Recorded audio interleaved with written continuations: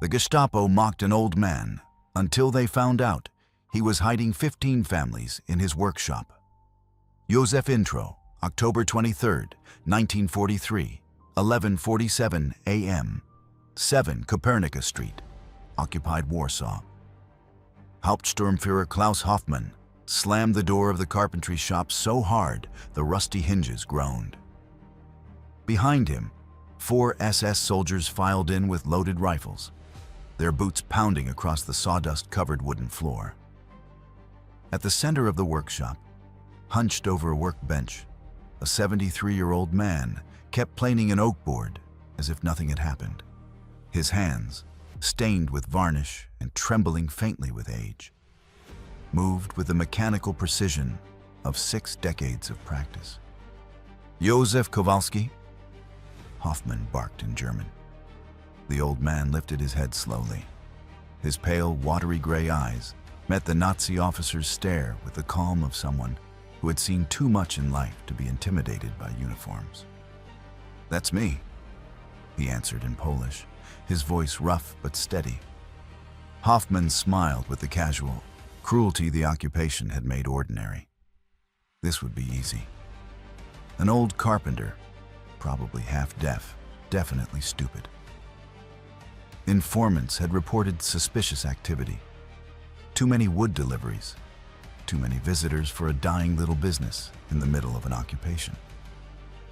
"We've received reports," Hoffmann said, circling the workshop slowly, his gaze combing every corner, "that you're making furniture for Jews, hiding contraband, perhaps hiding people." He expected denial, panic, the nervous breakdown that usually followed when Polish civilians were confronted. What he saw instead unsettled him. The old man simply nodded. "I make furniture for whoever pays," Józef said, returning to his work. "The Nazis pay, the Poles pay. If Jews had money, I'd sell to them too. But you made sure they have nothing, didn't you?" The insolence caught Hoffmann off guard. Poles usually shrank. This old man was acting as if the Nazis were nothing more than an inconvenience, like rain on a workday. "Search this place," Hoffmann ordered. "Every inch. This old man is hiding something." The soldiers spread out. They flipped workbenches, yanked open tool cabinets, pounded on walls looking for hollow spaces. The shop was a chaos of wood, tools, half-finished projects. A perfect mess for hiding anything. What Hoffmann didn't know, what no Nazi officer in Warsaw had uncovered in 3 years of occupation, was that he was standing at the heart of the boldest rescue network in occupied Poland. That the dying carpentry shop was a front for an operation that had already saved 147 Jewish lives. That beneath his boots, 2 meters underground, in a modified cellar accessible only through a mechanism so ingenious it seemed impossible, 15 families, 67 people, were holding their breath in absolute darkness.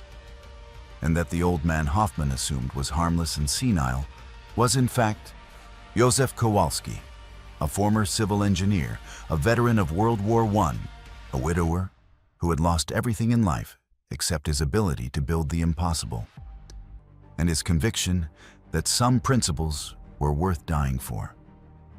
Over the next 7 hours, the Gestapo would tear that workshop apart, searching for the hiding place they were sure existed. They would interrogate the old man, beat him, threaten him with immediate execution, but they would never find the cellar. And in that failure, they would collide with something Nazi arrogance never accounted for. That 70 years of building could be turned into the art of hiding what cannot be seen. That an old man's trembling hands could design systems capable of outsmarting the entire machinery of the Third Reich. This is the story of how a 73-year-old carpenter turned his workshop into a sanctuary for 147 souls. How 6 decades of precision defeated the Gestapo again and again. And how a man the war had broken decided his final masterpiece would be salvation. Pause here and tell me in the comments, Do you think you could stay in total silence knowing that 66 people's lives depend on you not making a single sound? How long do you think you'd last? Part 1. The world that existed before the workshop on Copernicus Street had been Józef Kowalski's kingdom since 1898, when he opened it at 28. Newly married, full of ambition, Warsaw back then was a city where empires collided. Russia, Prussia, and Austria-Hungary divided Poland as if it were a cake. But Józef didn't think about politics. He thought about wood. He was a third-generation carpenter, but an engineer by training. A rare combination that made him invaluable. He could design bridges and build furniture, calculate structural loads, and cut dovetail joints meant to last centuries. His pieces furnished Polish noble homes, Russian bureaucratic offices, Jewish synagogues, especially synagogues.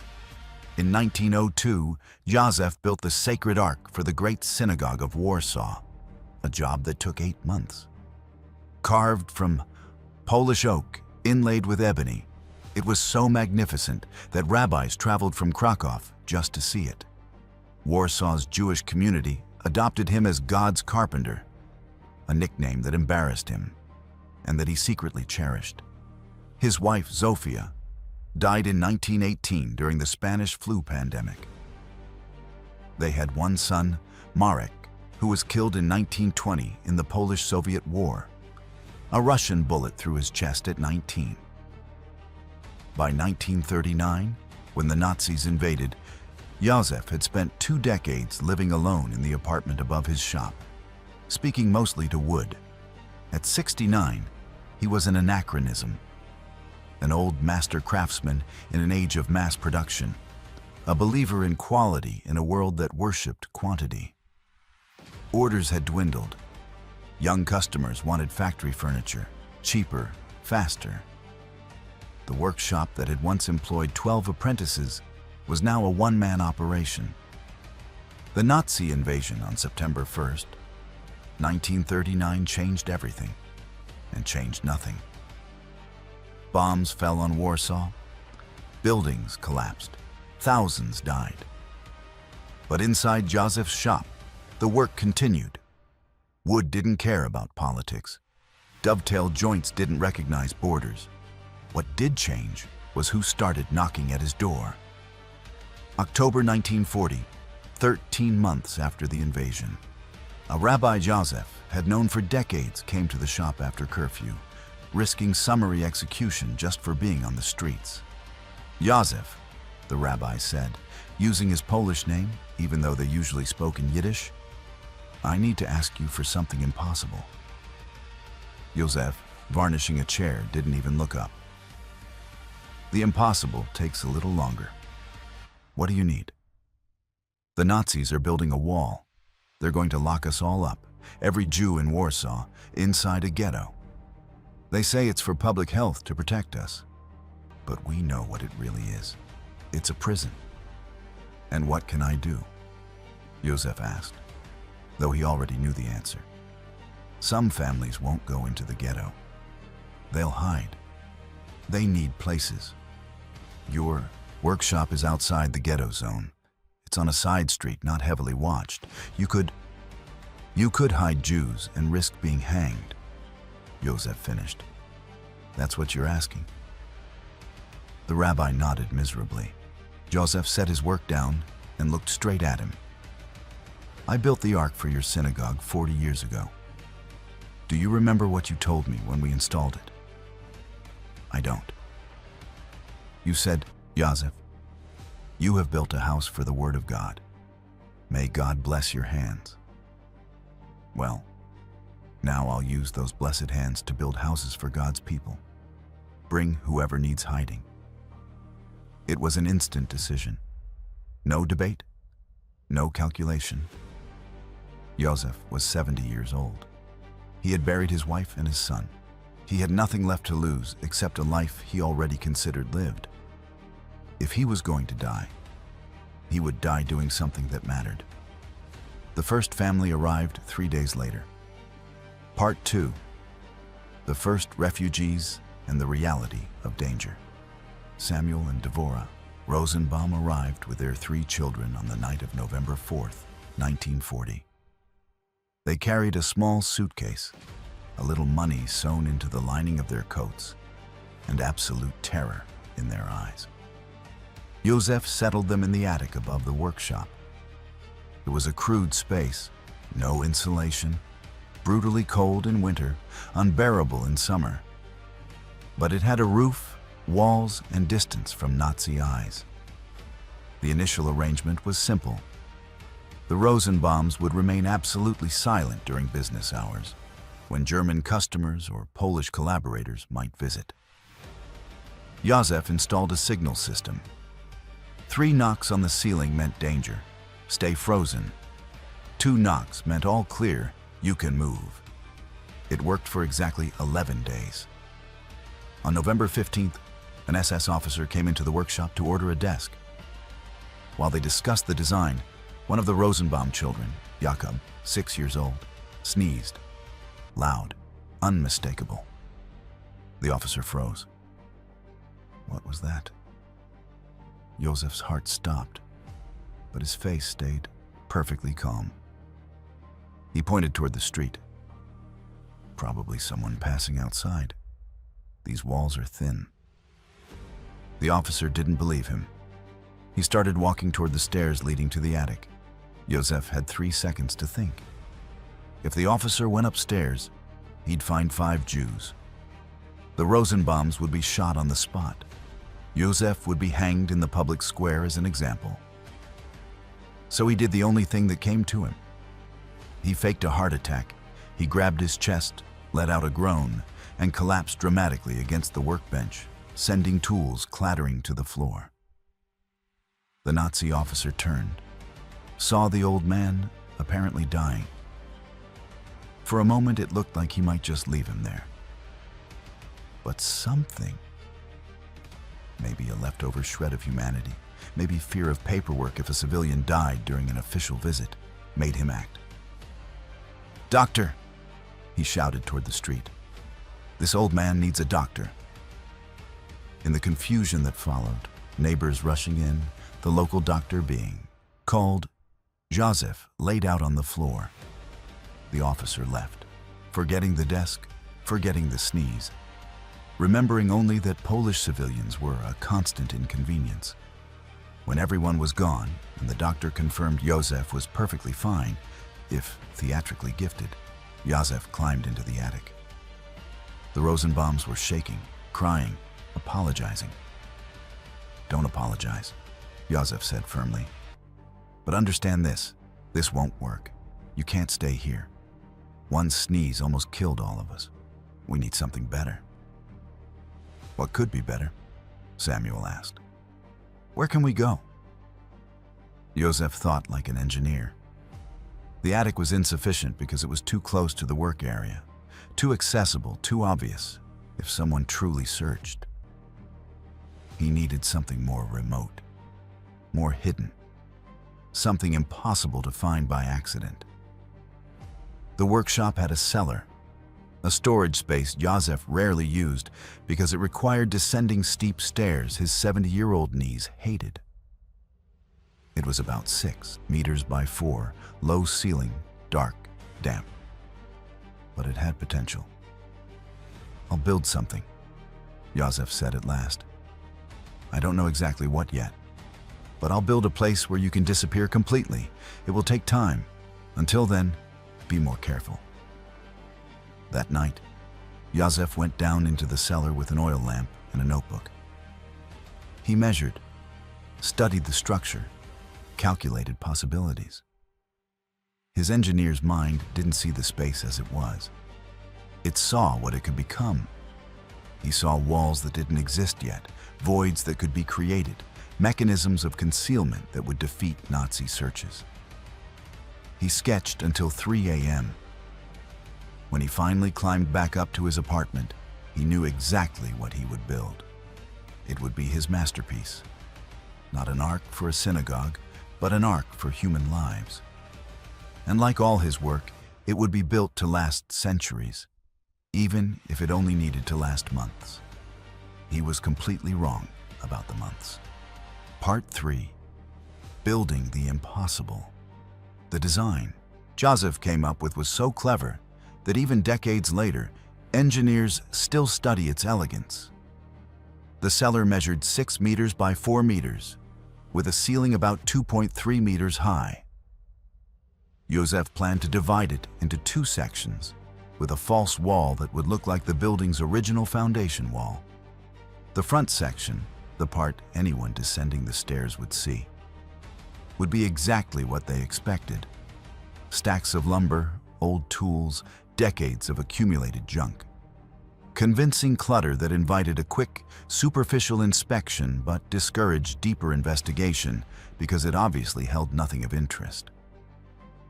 The back section, hidden behind the false wall, would be the true refuge. Roughly 3 meters by 4 meters, enough for 15 people sitting or 10 lying down. But the genius wasn't the dimensions, it was the access. Most hiding places had obvious entrances once you knew what to look for. Wall panels, floor hatches, doors behind shelves.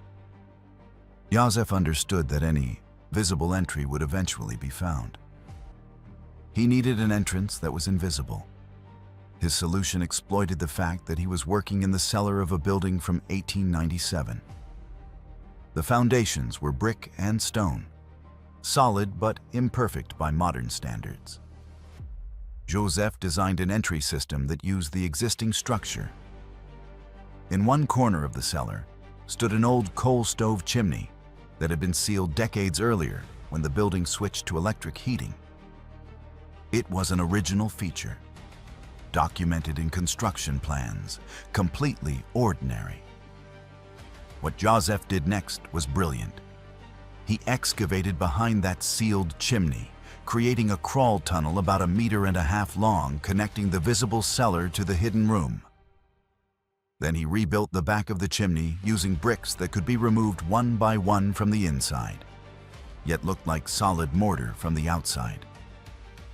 To reach the hiding place, someone had to descend into the cellar, already dangerous if Nazis were upstairs. Identify the correct sealed chimney. There were 3 old chimneys. Know that the back of that specific chimney could be dismantled. Remove 8 bricks in a precise sequence to create a 60-centimeter opening. Crawl through the 1.5 meter tunnel in total darkness, and then reassemble the bricks from inside to seal the entry again.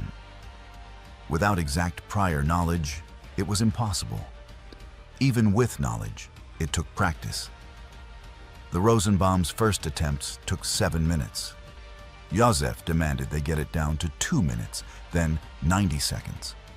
Construction took 6 weeks, working alone at night after curfew, when hammering and digging could be blamed on distant Allied bombing or on Nazi construction elsewhere.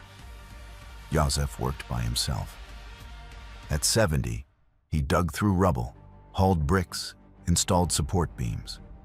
His body rebelled every night, his back screaming, his hands bleeding, his lungs burning from mortar dust. But he kept going because he had promised to build something, and the Kowalskis kept promises. The technical details showed decades of experience. He installed hidden ventilation piping routed through the old stove duct system, providing passive airflow sufficient for 15 people for extended periods. He built a primitive French drain, gravel-filled trenches channeling water toward the building's existing sewer line. To protect the hidden room from flooding, for soundproofing, he made the wall between the visible cellar and the refuge double brick with a 15-centimeter air gap packed with sand, dampening noise almost completely. And inside the refuge, he built shelves stocked with sealed glass bottles of water. Canned food rotated monthly, blankets, lidded sanitation buckets, candles stored in closed containers with waterproof matches, and a basic medical kit, including morphine obtained through a sympathetic doctor for emergencies. When he finished in January 1941, he invited the Rosenbaums to inspect it. "Go into the visible cellar," he instructed. Try to find the entrance. They searched for 40 minutes. They never found it. Józef had to show them brick by brick how to dismantle it. It's impossible, Dvora Rosenbaum whispered. If we can't find it, the Nazis will never find it. Exactly, Józef said. Now practice going in until you can do it in darkness, in silence, in 90 seconds. Total construction cost, 340 Polish zlotys, about $80 in 1941 dollars. Every zloty came from Józef's savings, his World War I veteran pension, money he had once planned to spend on a quiet retirement he now knew he would never have. The first real test came 2 weeks later. Part 4, the first test, and the network expands. January the 27th, 1941, 9:20 a.m. Józef was cutting pine boards when he saw Gestapo vehicles pull up on the street, not directly in front of his shop, but 3 buildings down. Close enough to turn his blood cold. He ran upstairs, his knees protesting, but obeying, to the apartment where the Rosenbaums spent their days. Gestapo on the street, he said without preamble. To the hiding place. Now. They had practiced 50 times, but practice and reality are 2 different universes. Samuel's hands shook so badly, he dropped the first 2 bricks. Dvora pushed the children so fast that Jakub stumbled and struck his head against the tunnel, starting to cry. Quiet, Józef whispered urgently. Complete silence or we all die. It took 2 minutes and 40 seconds, far longer than they'd trained. But all 5 were inside by the time Józef reassembled the last bricks from the outside. He went back up to the workshop, sat at his bench, and resumed cutting wood as if nothing were happening. The Gestapo officers never entered his shop. They arrested a Polish family 3 doors down, suspected resistors, shot that afternoon in the Pawiak courtyard. But the incident proved something crucial. The system worked. When the Sot-Dielch Rosenbaums emerged 4 hours later, the minimum weight Józef insisted on to make sure the danger had passed. They were shaken, traumatized, but alive. It worked, Samuel said, his voice caught between awe and horror. It really worked. Of course it worked, Józef replied. I'm a professional carpenter. My things always work. Word spread through the Warsaw Ghetto the way information spreads through desperate communities. Whispers, friends of friends, rabbis trusting rabbis. There was an old carpenter outside the ghetto who could hide families. He had a safe place. He risked his life again and again. By March 1941, 3 more families had arrived at Józef's workshop. The problem was space. The refuge could hold 15 people comfortably, 20 tightly. But 20 people living permanently inside a visible workshop? Impossible. Neighbors would notice, Nazis would notice, the system would collapse. So Józef developed a solution that transformed his operation from a static hiding place into a dynamic rescue network. He began contacting former clients, Poles he'd built furniture for over decades, people who knew him as a good man, many of them devout Catholics who believed helping Jews was a Christian duty. I need a favor, he would tell them bluntly. Dangerous, illegal. It will get you killed if you're caught. Will you help me? Surprisingly, most said yes. Occupied Poland produced collaborators and heroes alike. And heroes were often ordinary people who decided some things were worth dying for. By May 1941, Józef had established a network of 8 safe houses, apartments, farms, businesses where Jewish families could hide long-term. His workshop became a transit station. The process worked like this. Families arrived at Józef's shop, often at night, guided by contacts from the ghetto. They stayed in the refuge from 1 to 7 days, while Józef arranged forged documents, transportation, and permanent placements. Then they were moved to safe houses through a runner system, young Poles with Aryan appearances and flawless papers who could pass checkpoints. A new family arrived, and the cycle repeated. The refuge he had built for one family now served as a stepping stone for dozens.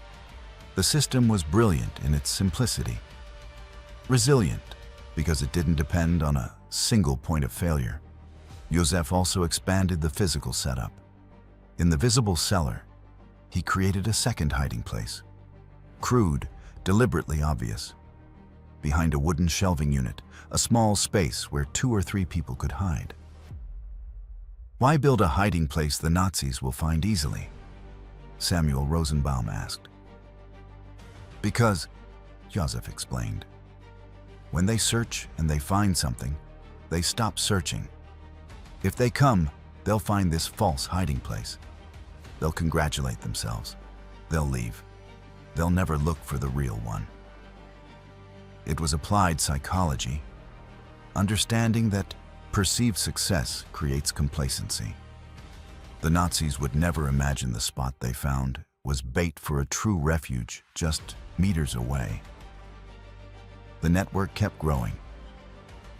By the end of 1941, Józef coordinated 8 safe houses, 15 runners, 3 document forgers, and 2 doctors who treated sick refugees without reporting them. And he did all of it while maintaining the appearance of an old carpenter, slowly losing his business to the war. The Nazis, who occasionally ordered furniture, saw him as harmless, probably senile, certainly not a threat. It was the perfect disguise because it was almost true. Józef was old, but he was never harmless. Part 5. The Human Cost. Life inside the hiding place. Running a rescue network wasn't abstract logistics. It was repeated human trauma, multiplied, compounded, week after week. Józef saw terror in new faces constantly. Mothers who had left children behind in the ghetto because they couldn't save everyone and had been forced to choose. Fathers who had watched whole families loaded into cattle cars bound for Treblinka. Children who had witnessed public executions in the ghetto streets. The trauma showed itself in predictable ways, and in ways no one could predict. Some refugees became silent, almost catatonic, as if speaking demanded energy they had to conserve for survival. They would sit for hours in the hiding place without moving, eyes open but empty. Others talked non-stop whenever it was safe, spilling words as if enforced silence built pressure that only released in brief pockets of safety. They told stories of life before the war, obsessive memories of a normality that had been stolen. The children were the most devastating. They had learned not to cry, not to laugh, not to make the ordinary noises of childhood. A 4-year-old girl named Rachel, who spent 6 days in the hiding place while waiting for transport, had forgotten how to laugh. When something amused her, she would smile soundlessly. No laugh ever, no coming out. Józef tried to help. He pulled silly faces, carved her a tiny wooden toy. Rachel would smile in silence, but she still couldn't produce laughter. "What have we done to them?" he asked Devorah Rosenbaum one night. "We're saving their lives, but we're breaking their souls." "Their souls can heal if they live," Devorah answered. "If they're dead, there's nothing left to heal." It was brutal arithmetic, and it was true. The physical space imposed its own suffering. Józef had designed it for 15 people comfortably, but comfortable was relative. 15 people in 12 square meters meant less than 1 square meter per person. During days in the hiding place, space. It was impossible for everyone to stand at the same time. People took turns, some sitting while others stood for a few minutes to stretch swollen legs. Air, the ventilation was adequate, but not generous. After 12 hours with 15 people, the air felt heavy, dense, hard to draw deep breaths. Light, total darkness, except for the occasional candle Józef allowed only during emergencies, because oxygen was precious. Sanitation, lidded buckets in a corner. The smell was manageable with the lids closed, but awful whenever someone used them. Noise. Absolute silence was mandatory during workshop hours when customers might be upstairs. 16 hours a day without speaking, without moving more than absolutely necessary. Leah Goldstein, a 38-year-old woman who spent 9 consecutive days in the hiding place in August 1942, while waiting for papers that would let her travel to a safe house in the countryside, later described the experience in a post-war testimony. On the 3rd day, I lost any sense of time. I didn't know if it was morning or evening. The hunger was constant, but it wasn't the worst part. The worst part was the psychological claustrophobia of existing as nothing. We were alive, but not living. We breathed, but we didn't exist. It was a rehearsal for death. I invented a mental game. In the dark, I memorized every detail of the hiding place. I counted bricks by touch. I memorized who sat where. I measured space by crawling millimeter by millimeter. Anything to keep my mind occupied. On the 7th day, I started hallucinating. I saw light that wasn't there. I heard my dead mother's voice. My husband, hiding with me, held my hand and whispered that it was okay. But it wasn't okay. I was breaking. Every night after curfew, Józef would come down, remove the bricks, pass in food, water, news from the outside world. His old face, lit by a candle, was the most beautiful thing I'd ever seen. It meant we still existed to someone out there. On the 9th day, the papers were ready. We emerged, took baths Józef had prepared, ate real food. That night, I slept in a real bed in a countryside safe house. I cried for 3 hours straight, not out of sadness, but out of pure physical relief at existing, in a space where I could stand up, stretch, speak. Józef saved my life, but he also saved it in a way that understood salvation requires breaking you first, and then rebuilding you. It wasn't romantic. It was brutal, but it was survival. Józef watched that breaking and rebuilding on repeat. He developed small ways to help people endure psychologically. He told stories. When he came down with supplies, he shared news from outside, rumors of Allied advances, scraps of hope about eventual liberation. He lied when he had to. Hope was medicine. He offered tiny comforts, candy for children when he could get it, a book for an educated adult, an extra candle for a family trying to mark Shabbat in the dark. He recognized their humanity. He memorized names, asked about relatives, remembered personal details. He treated refugees not as a burden, but as individual people whose lives mattered. A man named Abraham Weinberg, a 52-year-old doctor passing through the workshop on his way to a safe house, asked Józef, "Why are you doing this? You're Christian. We're not your people." Józef, who rarely philosophized, simply said, "I built an ark for your synagogue 40 years ago. Now I build arks for your people. It's the same work, protecting what is sacred."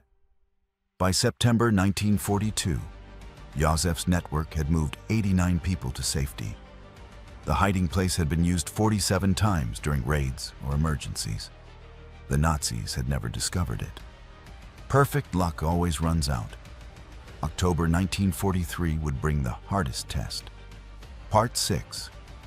The Betrayal and the Massive Raid. Tomasz Kaminski was a 31-year-old Pole, a former law student whose education had been cut short by the invasion. By 1943, he was working as a Gestapo informant, reporting resistance activity in exchange for money and privileges. He wasn't ideological. He didn't particularly hate Jews. He was an opportunist who understood that war creates an economy where information is worth more than morality. In September 1943, Kamiński heard rumors in a cafe frequented by Warsaw's underworld. An old carpenter near Kopernika Street was helping Jews. The details were vague, but enough to investigate. Kamiński visited Józef's workshop pretending to be a customer looking for furniture. Józef, usually cautious, noticed nothing suspicious. Kamiński was Polish, spoke without an accent, knew Warsaw intimately. He seemed legitimate. For 20 minutes, they discussed a wardrobe design. Kamiński watched everything. The cluttered shop, the stairs to the apartment above, the cellar entrance partially visible behind a stack of wood. "Do you work alone?" Kamiński asked casually. "At my age? Who else would work with me?" Józef replied. "Young men want wages I can't pay." "Family?" "All dead. War, disease. I'm the last Kowalski." Kamiński noted the contradiction. A one-man workshop should sound like one man. But there were noises. Movement upstairs, sounds that suggested more than one person. "I heard something up there," he remarked. "Rats," Józef said without missing a beat. "Old building, rats everywhere. Poison doesn't work. I've learned to live with them." It was a convincing lie because it was partly true. The building did have rats. It also had 3 families hiding that particular day, waiting for transport to permanent safe houses. Kamiński left without ordering anything. Józef noticed customers usually placed an order after a long consultation, but assumed the man was simply comparing prices. 4 days later, Kamiński reported to his Gestapo contact. "Carpenter at Kopernika 7 is probably hiding Jews. I don't have definitive proof, but his behavior is suspicious." Normally, the Gestapo demanded stronger evidence before launching a major raid. But October 1943 was a time of escalation. The Nazis were liquidating the Warsaw Ghetto, deporting thousands daily to Treblinka. Any suspicion of aiding Jews justified immediate action.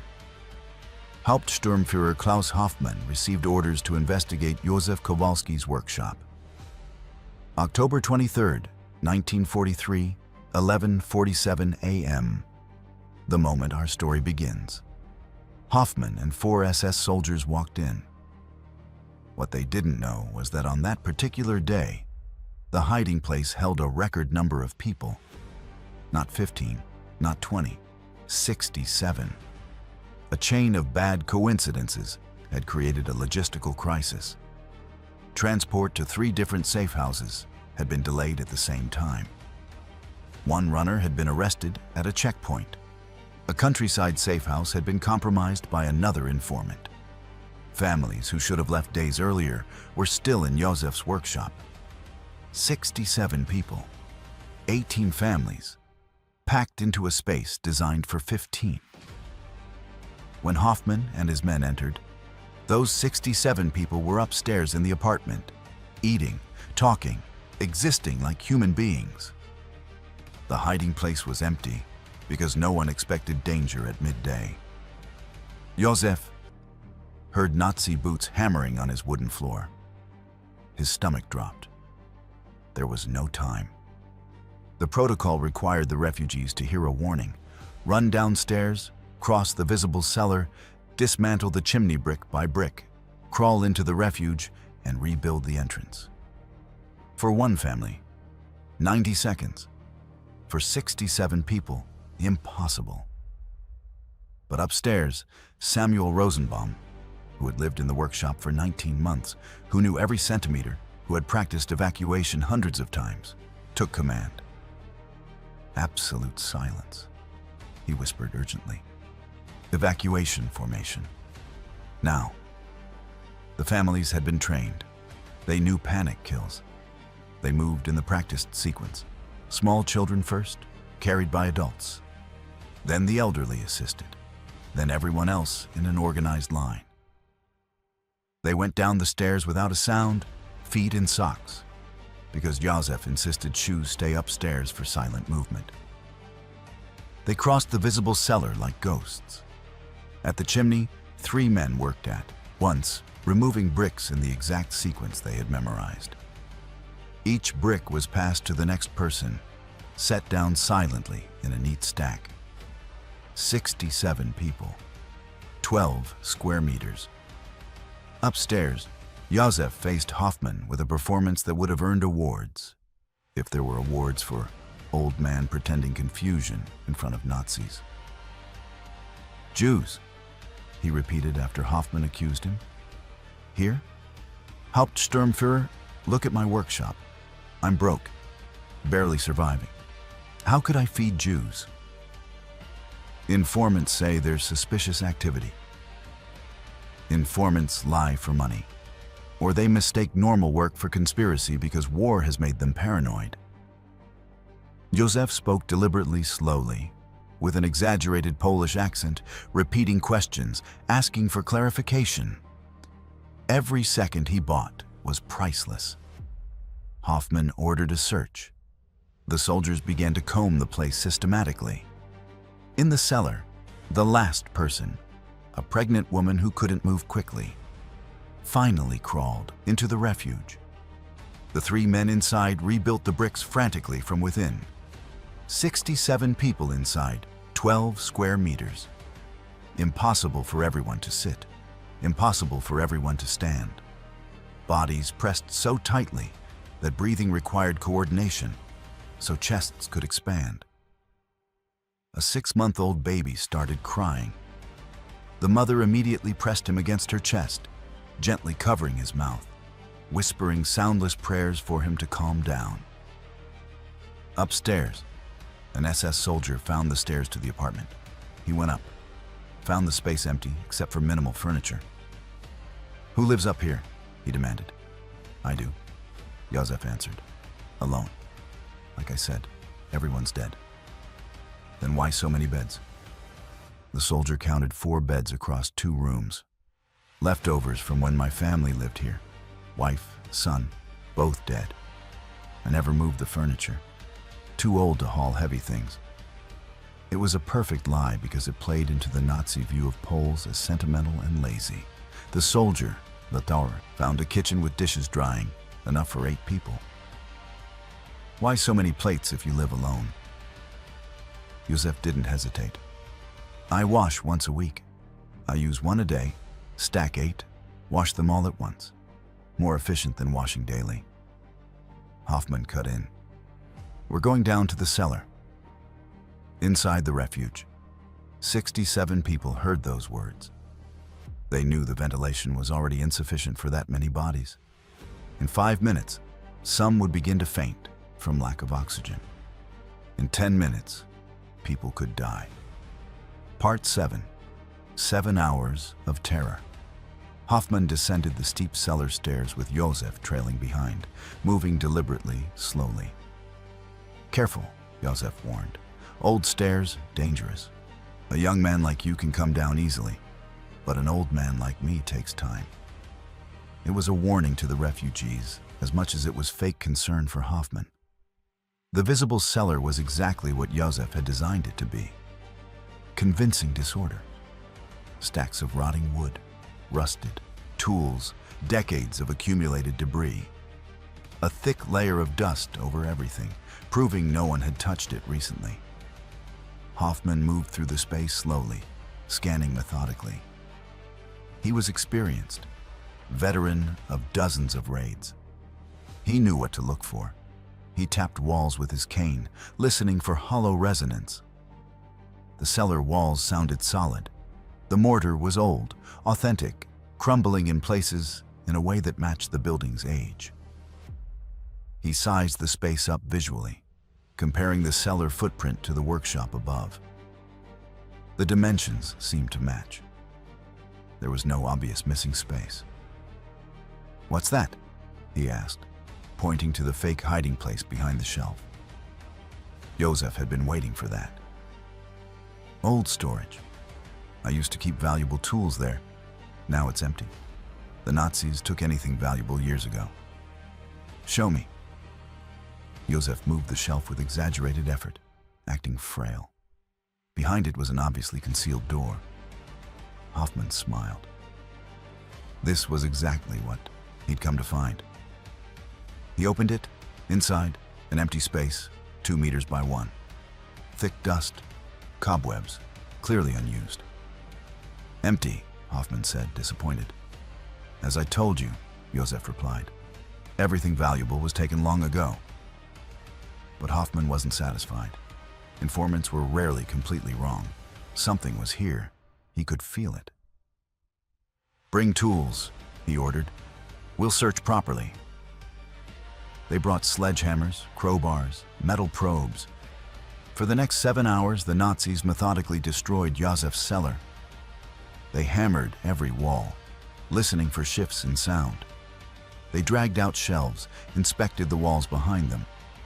They dug into the dirt floor in multiple places, searching for buried hatches. They found the 3 old chimneys. They tapped each one. All sounded solid. There was no reason to suspect that one of them could be dismantled. Inside the refuge, 67 people endured a silent hell. The air turned stale within minutes. With so many bodies consuming oxygen in a sealed space, carbon dioxide built up fast. People breathed shallowly, trying to use less oxygen, only to become dizzy and nauseous. A 60-year-old man with heart disease felt pain in his chest. He pressed his fist against his mouth to keep himself from gasping aloud. The woman beside him held him, feeling his body tremble with the effort of staying silent. The baby had stopped crying, but now his breathing became erratic, as if he might wail again. His mother rocked him the smallest amount possible, whispering soundless prayers into his ear. An 8-year-old boy desperately needed the sanitation bucket, but couldn't force his way through the mass of bodies without making noise. Eventually, he urinated where he stood, flushed with hot shame, choosing silence over dignity. A 45-year-old woman began to hyperventilate, a panic attack taking over. The man beside her covered her mouth with his hand, gently but firmly, while she fought to control her breathing. Tears streamed down her face in the absolute darkness. The body heat of 67 people drove the temperature up quickly. Sweat poured, clothes soaked through. The smell became unbearable. Sweat, urine, pure fear. Outside, less than 3 meters away, Hoffman kept pounding on walls. "Here," one soldier shouted, hammering a section that sounded slightly different. Hoffman came over, tapped the same spot. The resonance was subtly off. He ordered them to strip the plaster. They chipped it away. Behind it, solid brick. The difference had been nothing more than variation in old mortar, not a hiding place. Still, the search continued. Hoffman was convinced there was something. By hour 3, several people in the refuge were close to fainting. The air was so poor that each breath required conscious effort. Some lost consciousness briefly, their bodies held upright only by the pressure of the crowd. Upstairs in the workshop, Hoffman interrogated Józef repeatedly, between search phases. Why so many visitors, according to neighbors? Customers. Not many, but some Nazis still order furniture. Poles need furniture too, even in war. Why large food deliveries? I buy for a whole month. Ration distribution is unreliable. When I can get food, I buy a lot and store it. That's survival. Why lights on at night after curfew? I work at night because I sleep badly. Arthritis, old age. When I can't sleep, I work. Keeps my hands busy. Every answer sounded plausible. Every answer had a piece of truth. Józef had learned the best lies contain the most truth. By hour 5, Hoffman was furious. His instincts told him the informant had been right. but the evidence wasn't there. They had torn the cellar apart, found the decoy hiding place empty, measured everything. One more test, he decided. He ordered a tracking dog brought in, a German shepherd trained to detect hidden humans. The dog descended into the cellar, sniffing systematically. Inside the refuge, 67 people understood what that meant. Dogs could smell people through walls. They were finished. But Józef had anticipated this too. When he built the hiding place, he had sprinkled ground black pepper into the sand-filled cavity between the walls. The pepper interfered with a dog's sense of smell, creating an aromatic curtain. The dog sniffed across the cellar. It barked near the chimney, picking up something. But when the soldiers investigated, they found a dead rat trapped in an old duct. A perfect explanation for the dog's reaction. By hour 6, Hoffman conceded defeat. The informant was wrong, he said bitterly. Or the old man moved whatever he was hiding before we arrived. At 6:30 p.m., the Nazis left. Józef stood motionless for 30 minutes, making sure they were truly gone, that it wasn't a trick. Only then, his hands shaking so badly he could barely control them. Did he go down to the cellar, approach the chimney, and begin removing bricks? The first bodies to come out were unconscious. The 60-year-old with heart disease, a young woman who'd suffered a panic attack, the baby breathing shallowly, his lips tinged slightly blue. Józef and Samuel Rosenbaum pulled all 67 people out. They laid the unconscious on the cellar floor, opened windows, let fresh air pour in. It took 40 minutes before everyone regained consciousness. The doctor among the refugees examined the baby, dehydrated, traumatized. But he would live. The 60-year-old had suffered a minor heart attack, but he was stable. Miraculously, everyone survived. That night, Józef moved every family immediately to emergency locations across the city. The workshop was compromised. Even though the Nazis hadn't found the refuge, they would return with surveillance. The network stayed operational, but carefully. 2 months passed before Józef risked sheltering refugees in the workshop again. The 7-hour raid became legend in the Polish resistance. 67 people surviving the impossible. An old man defeating the Gestapo with engineering and nerves of steel. But Józef never celebrated. He knew they had survived by centimeters and luck as much as by skill. Part 8. The Final Months and Liberation. After October 1943, Józef operated differently. The workshop no longer held multiple families at once. Only 1 or 2 moved quickly to permanent locations. The refuge was used mainly for emergencies, sudden raids, immediate danger. It was no longer a transit station. It was the last shelter when everything else failed. The network continued. The safe houses Józef had established kept families hidden long-term. Runners moved people. Forgers produced papers. By March 1944, when Corrie ten Boom was arrested in the Netherlands, Józef in Poland still evaded capture. He was 74, living with constant arthritis pain, surviving on rations barely sufficient to keep him standing. But he kept going, because stopping meant abandoning people who depended on him. One incident in April 1944 shows what he was made of. Rachel Lieberman, a 12-year-old girl whose entire family had been deported to Treblinka, arrived at the workshop alone. She had escaped a train car by jumping while it slowed, walked 40 kilometers to Warsaw, and remembered the workshop address from rumors in the ghetto. She was malnourished, traumatized, psychologically shattered. Józef hid her, fed her, and let her cry for the first time in weeks. "Why are you helping me?" Rachel asked after a week of recovery. "I'm not even your family." Józef, who rarely showed emotion, felt tears rise. I had a son, Marek. He died at 19. Different war, different enemy, same stupidity. If someone had helped Marek when he needed it, he'd be alive. I help whoever Marek would have been, if he'd survived. Rachel survived the war, emigrated to Israel in 1948, and named her first son Józef. The Warsaw Uprising of August to October 1944 complicated everything.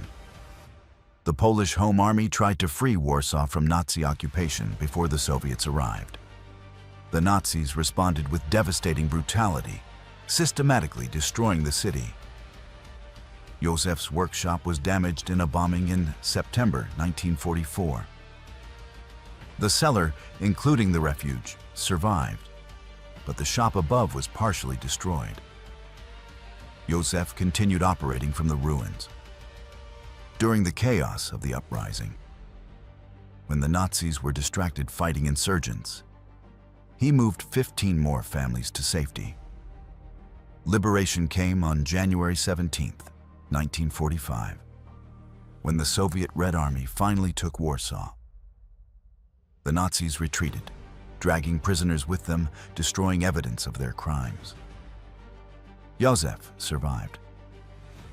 At 75, he had lived through the German invasion, 4 years of occupation, the Warsaw Uprising, and Soviet liberation.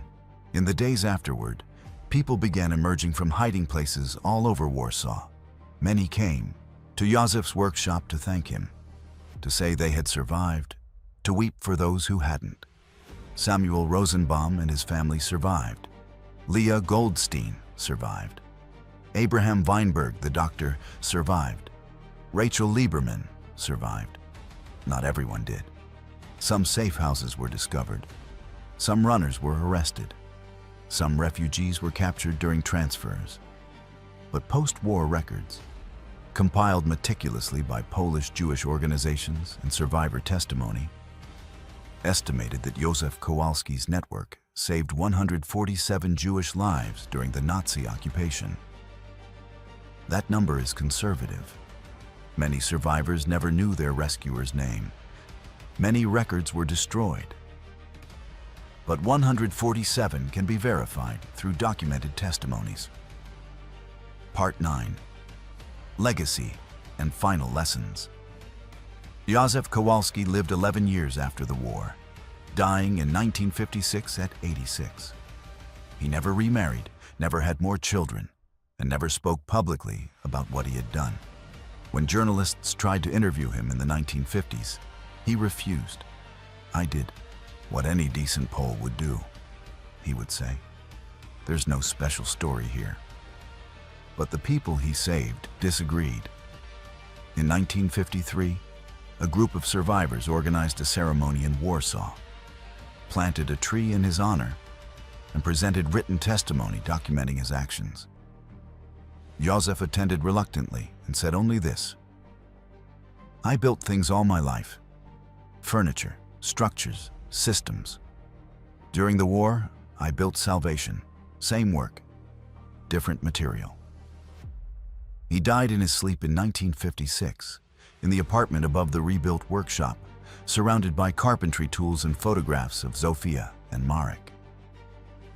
In 1963, Yad Vashem recognized him posthumously as righteous among the nations, an honor granted to non-Jews who risked their lives to save Jews during the Holocaust.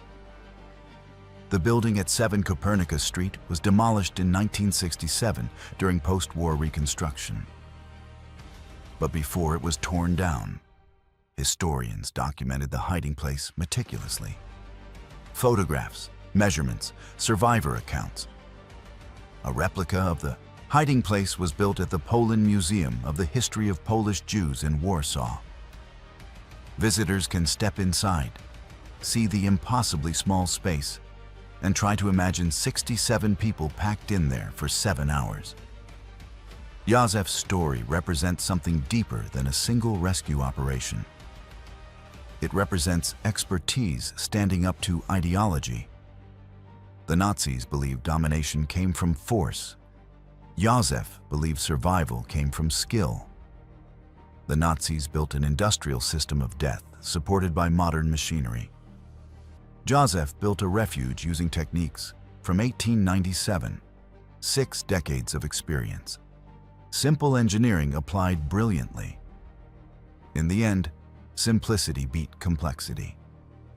The hiding place the Nazis searched for 7 hours was designed so fundamentally well that it became invisible. The lessons are many. Expertise matters. Józef could build the refuge because he had 6 decades of construction experience. His understanding of materials, structures, mechanics was deep. Applied to rescue instead of carpentry, it became lethal to his enemies. Simplicity wins. The hiding place used no complicated technology, just brick, mortar, and an understanding of how people search. Simple, perfectly executed, defeats complex and imperfect. Age is not weakness. Józef was 70 to 75 during his most active years. The Nazis underestimated him because of his age. A fatal mistake. Decades of experience outmatched youthful vigor. Resilient networks work. Józef's operation succeeded because it was decentralized. Multiple safe houses, multiple runners, multiple backups. No single point of failure. Morality as motivation. Józef wasn't driven by money, glory, or political ideology. He acted because it was right. That purity of motive created a determination Nazi interrogators couldn't break. The confrontation between Hoffman and Józef. Nazi arrogance versus Polish competence, youth versus experience, force versus skill, symbolizes the larger conflict. Hoffman represented a system that believed power decides outcomes. Józef represented a tradition that believed excellence decides outcomes. Hoffman had soldiers, weapons, the authority of a totalitarian state. Józef had a saw, a hammer, and 6 decades of knowing how to build things properly. Józef won, not because he was stronger, but because he was better at his craft. The final word belongs to testimony Samuel Rosenbaum gave in 1961. Józef Kowalski built an ark for our synagogue in 1902. He built the hiding place that saved my family in 1941. It was the same act of creation. In both cases, he built a space where the sacred could exist, protected from a world that wanted to destroy it. The Nazis burned the synagogue in 1939. They destroyed the ark Józef built. But the hiding place he built survived longer than the Third Reich. The lives he saved produced children, grandchildren, generations that would not exist without his hands. When I think of Józef, I don't think of a hero. I think of a craftsman, a man who built things to last, who applied the same standard to furniture as he did to salvation. To him, there was no difference. Quality was quality. A job done well was a job done well. That attitude, ordinary, practical, without grand speeches, saved more lives than dozens of more dramatic operations. Because Józef wasn't trying to be a hero. He was trying to do his work correctly, and his work happened to be saving people. Epilogue. Józef's hiding place was 3 meters by 4 meters, 12 square meters. Inside that impossibly small space, 147 lives found temporary salvation on the road to permanent survival. The Nazis built Auschwitz, Treblinka, Sobibor, industrial machines that murdered millions. Against that, Józef Kowalski built a room beneath a carpentry shop using old bricks and 70 years of ingenuity. A small space, an immense victory. The Gestapo mocked an old man until they realized he was hiding 15 families in his workshop. But by then, it was too late. The families were already safe. The old man had already won. Hoffman spent 7 hours searching for a refuge just meters away. He never found it. He died in 1945 without knowing how close he had been. Józef spent 11 years after the war building furniture, living quietly, refusing recognition. He died knowing 147 people were alive because of his hands.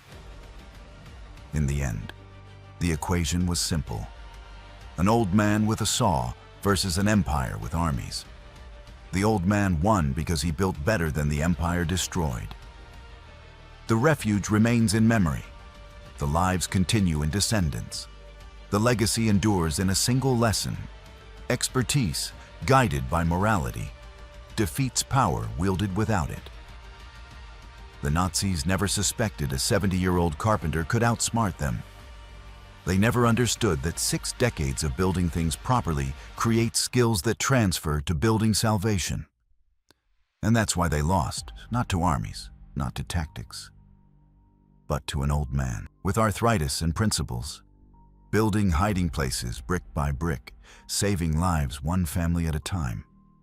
A workshop, a cellar, 12 square meters, 147 lives, a victory no army could ever match.